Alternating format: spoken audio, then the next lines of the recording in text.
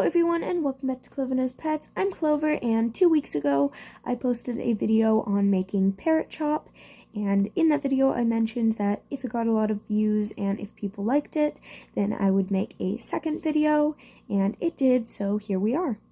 If you don't know what parrot chop is, please go check out the original video as I go in depth on why you should feed it to your birds, what it is, what birds to feed it to, and why it's so important in general. But basically, it is freshly chopped fruits, veggies, and sometimes seeds and spices that you can feed to basically any sort of parrot and game bird. So everything from chickens and quail and ducks to budgies and cockatiels, budgies also known as parakeets, all the way to larger birds such as cockatoos, macaws, Amazons, African greys, all of that. Quakers, conures, so yeah. Anyways, let's get started. The ingredients in this mix are going to be spring mix.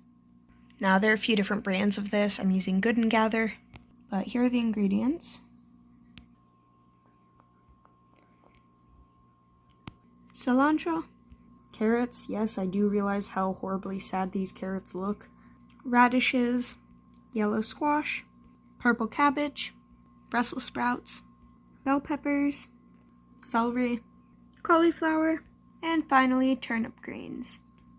Please keep in mind all of these veggies are washed, even the ones that say organic, because believe it or not, organic does not mean it doesn't use pesticides, it just means that they're using natural ones.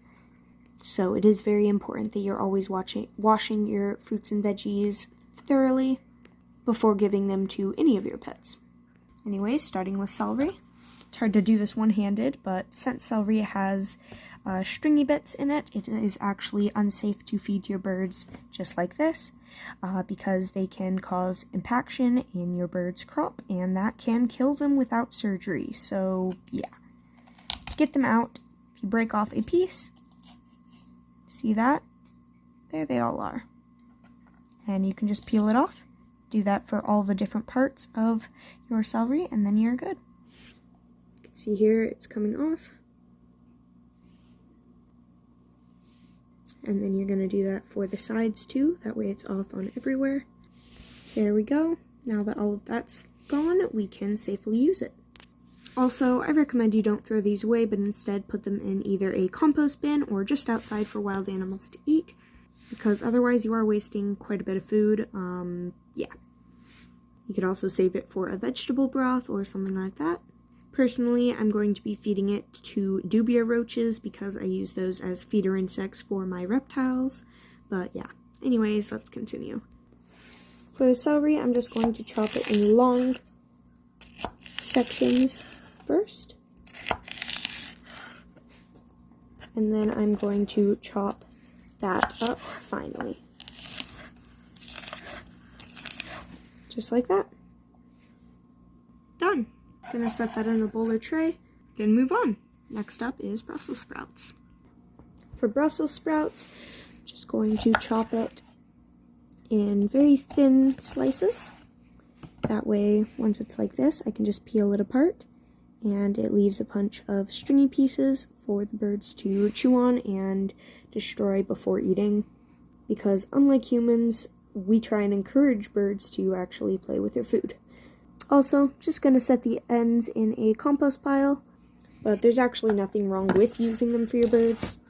I just choose not to.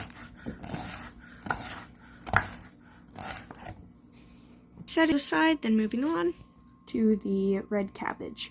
Now we're actually going to do the same thing with the red cabbage as we did with the Brussels sprouts, except after we cut off a slice, we are going to continue cutting the slice into thin strips. I'm sorry for the horrible quality of the video. It is so hard to do this one-handed.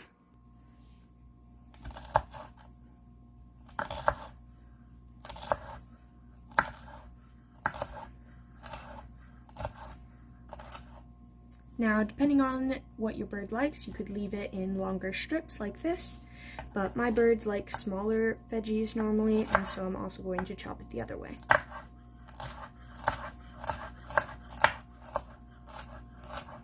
There we go, all done. And for the cauliflower, we're gonna do basically the same thing. That failed.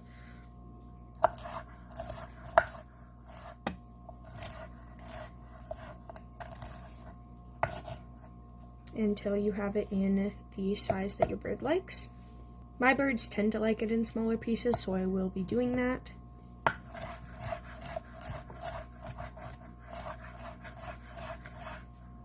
And yes, I do know that my chopping skills are horrible. Yeah, I am currently holding up the phone that is videoing this with my knee while I use my two hands, so yeah, sorry. Anyways, we're moving on to the radishes now. I'm just going to chop off the tops and the bottoms. Now, you don't have to do this, but like I said, I'm not going to be wasting this stuff anyways, so I figured I might as well.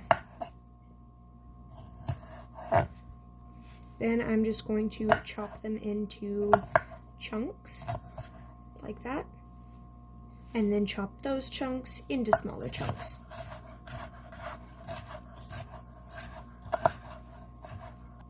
Then we can move on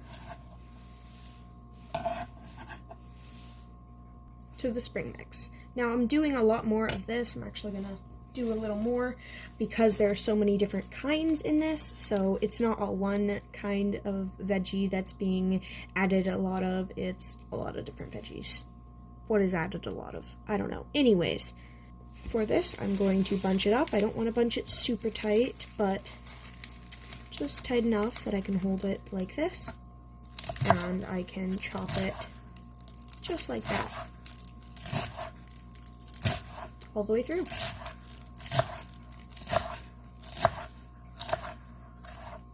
Boom. That way we have sort of longer pieces, just since it's so skinny, but yeah. If you like, you could also chop it the other way too, which is what I'm gonna do.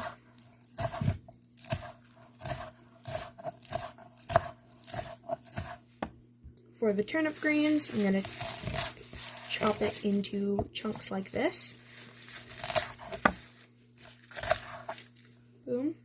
Gonna set the stalky bit aside, then bunch the leafy bit and do the same thing as before.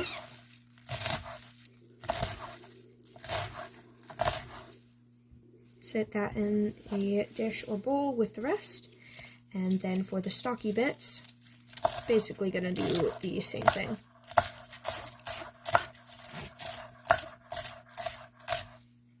For the carrots and the squash, I normally like to grate them, but for the sake of this video, I am going to show you how to chop them. For the carrots, I first chop it into strips as much as possible.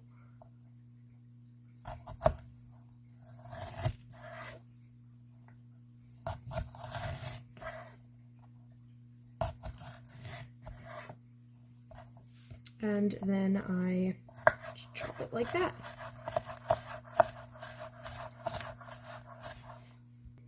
There we go. Set that aside. For the squash, I'm just going to cut off this bit quick since it's pretty dry. For that, I'm just going to basically do the same thing, except a lot more. There we go. And I'm going to chop it just like the carrots. Now I'm doing the cilantro because I forgot to do it before. Just chopping it the same way I did all of the other greens. Smells so good.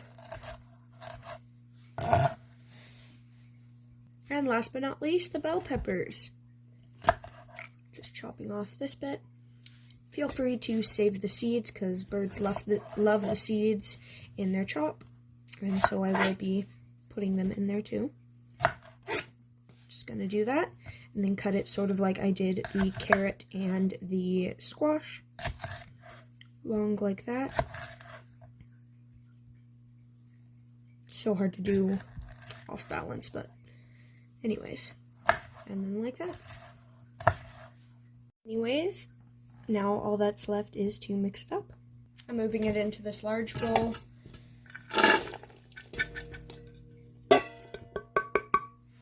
Just to make it easier to mix up. we go there. All good.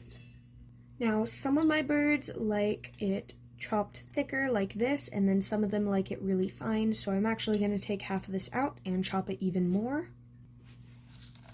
Just like that. There we go. I'm just going to add all of that back into the bowl.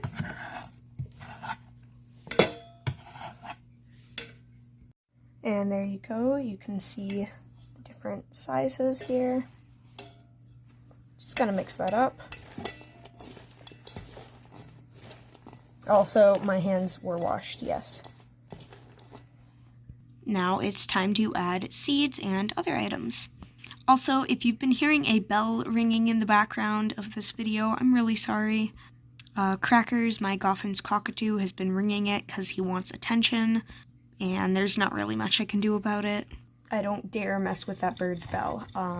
Yeah. Anyways, first thing I'm going to add is some Nature's Salad. That is a foraging mix made by a brand called Rosewood Naturals. You can get it on Amazon and Chewy and in a lot of pet stores. Please use local pet stores, not chain pet stores like Petco, PetSmart, or Pet Supplies Plus. Those guys aren't good. Now I'm adding some turmeric.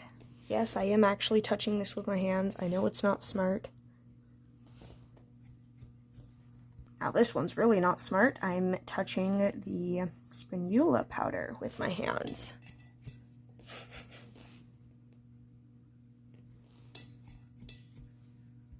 Next is some beet powder, beet powder.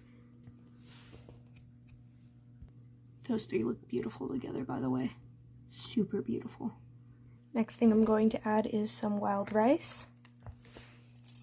This is non-cultivated, by the way.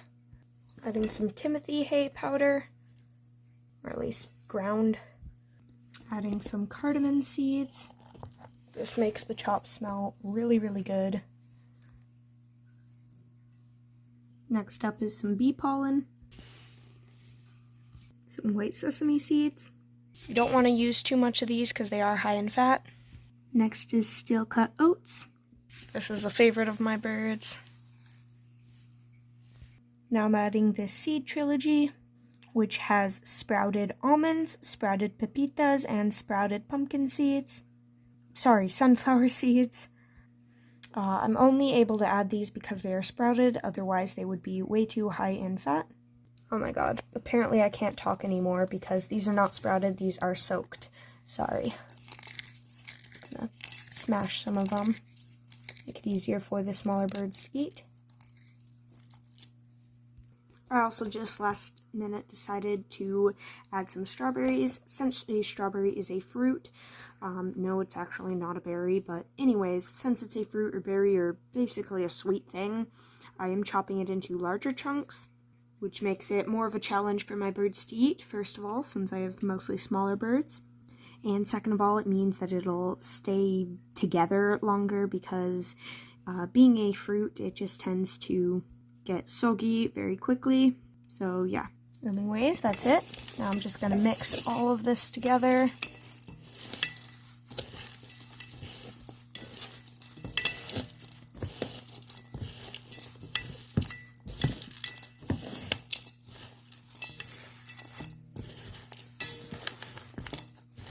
There we go. All done. It smells really nice. I know it might not look the greatest since it had all of the different powders in it, but yeah, but the birds will love it.